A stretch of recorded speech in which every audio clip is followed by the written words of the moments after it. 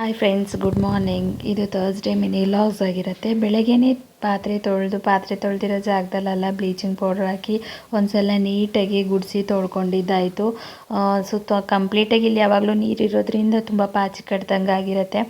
So ಹಾಗೆ ಆಚೆನೂ ಅಷ್ಟೇ ಪ್ರತಿದಿನ ಮಳೆ ಬಿಡದೆ ಬರ್ತಾ ಇರೋದ್ರಿಂದ ತುಂಬಾ ಪಾಚಿ ಕಟ್ಬಿಟ್ಟಿತ್ತು. ಮಕ್ಕಳೆಲ್ಲ ಆಟಾಡ್ತಿರ್ತಾರೆ, ಜಾರು ಬಿಡ್ತಾರೆ ಅಂತ ಹೇಳಿ ಹೇಗೋ ಸ್ವಲ್ಪ ಬಿಸಿಲು ಬರ್ತಿತ್ತಲ್ಲ, ಹಾಗಾಗಿ ಒಂದ್ಸಲ ಅದನ್ನು ನೀಟಾಗಿ ಗುಡಿಸ್ಕೊಂಡು ಮನೇನೂ ಒಂದು ಸ್ವಲ್ಪ ಹಾಗೆ ನೀಟ್ ಮಾಡಿಕೊಂಡೆ. ಹಾಗೆ ಇವತ್ತು ತಿಂಡಿಗೆ ಬಂದು ಕುಷ್ಕ ರೈಸ್ ಮಾಡಿದ್ದೆ. ಸೊ ಕೆಲಸ ಎಲ್ಲ ಮುಗಿಸ್ಕೊಂಡು ಆಮೇಲೆ ಫಸ್ಟ್ ತಿಂಡಿ ತಿನ್ನೋಣ ಅಂತ ಹೇಳಿ ಕೆಲಸ ಮುಗಿಸ್ಕೊಂಡು ಈಗ ತಿಂಡಿ ತಿಂತ ಕೂತಿದ್ದೀನಿ. ಹಾಗೆಯೇ ಇವತ್ತು ಏನಾದರೆ ನಾಗರ ಪಂಚಮಿ ಆಗಿರೋದ್ರಿಂದ ಸ್ವೀಟ್ ಮಾಡೋಣ ಅಂತ ಹೇಳಿ ಹೋಳಿಗೆ ಮಾಡೋಣ ಅಂದ್ಕೊಂಡೆ, ಬೇಳೆ ಹೋಳಿಗೆ.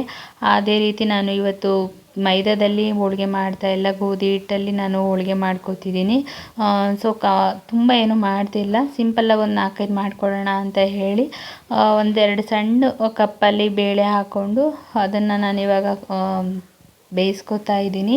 ಹಾಗೆಯೇ ಗೋಧಿ ಹಿಟ್ಟನ್ನು ಬೇಯ್ತಾ ಇರಬೇಕಾದ್ರೆ ಒಂದು 2 ಕಪ್ ಆಗೋಷ್ಟು ಗೋಧಿ ಹಿಟ್ಟು ಹಾಕ್ಕೊಂಡು ಒಂದು ಸ್ವಲ್ಪ ಅರಿಶಿನ ಮತ್ತು ಉಪ್ಪು ಹಾಕ್ಕೊಂಡು ಒಂದು ಸಲ ಕಲಸಿಟ್ಕೊತಾ ಇದ್ದೀನಿ. ನಾರ್ಮಲ್ಲಾಗಿ ನಾವು ಮೈದಾದಲ್ಲಿ ಮಾಡಿದ್ರೆ ತುಂಬ ಹೊತ್ತು ನೆನೆಸಿಡ್ಬೇಕಾಗತ್ತೆ. ಬಟ್ ಗೋಧಿ ಹಿಟ್ಟಲ್ಲಿ ಮಾಡೋದ್ರಿಂದ ಹೆಲ್ತಿಗೂ ಒಳ್ಳೆಯದು, ಬೇಗನೂ ಆಗುತ್ತೆ, ಆರಾಮಾಗೆ ಮಾಡ್ಕೊಂಡು ತಿನ್ಬೋದು. ಸೊ ಯಾವಾಗಲೂ ಮೈದಾ ಒಳ್ಳೆಯದಲ್ಲ. ಹಾಗಾಗಿ ನಾನೇನಂದರೆ ಒಂದು ಸ್ವಲ್ಪ ಇದು ಮೈದಾ ಮಿಕ್ಸ್ಡ್ ಆಗಿರೋ ಗೋಧಿ ಹಿಟ್ಟೆ ಅನಿಸುತ್ತೆ. ಯಾಕೆಂದರೆ ನಾನು ರೇಷನ್ ಬರೆಸ್ಬೇಕಾದ್ರೆ ಅಂಗಡಿಯಲ್ಲಿ ನಾನು ಗೋಧಿ ಹಿಟ್ಟು ಕೇಳಿದಾಗ ಈ ಪ್ಯಾಕೆಟ್ ಇರಲಿಲ್ಲ ಅಂದಿದ್ರು, ಹಾಗಾಗಿ ಲೂಸ್ ಕೊಟ್ಟಿದ್ರು. ಅದು ಬಂದು ಸ್ವಲ್ಪ ಮೈದಾ ಮಿಕ್ಸ್ಡ್ ಆಗಿತ್ತು. ಹಾಗಾಗಿ ಇವಾಗ ಅದರಲ್ಲೇ ಮಾಡಿಕೊಂಡು ಬಿಸಿ ಬಿಸಿಯಾಗಿ ತಿಂದಿದ್ದಾಯಿತು.